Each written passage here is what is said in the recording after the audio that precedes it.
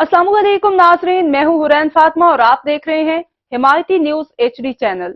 नजर डालते हैं आज की अहम खबर पर। गवर्नमेंट ग्रेजुएट कॉलेज बराए खवातीन GT रोड वजीराबाद में शजरकारी मुहिम का आगाज किया गया, जिसमें महकमा तालीम के अफसरों, असातिज़ा और तालिबात ने पौधे लगाए। प्लांट फॉर पाकिस्तान प्रोग्राम के तहत मुनक़िदा तक़रीब की सदारत प्रिंसिपल आयशा इशरत ने की, जबकि प्रोग्राम के मेहमान खसूसी deputy director colleges Gujranwala division Zahid Farooq थे।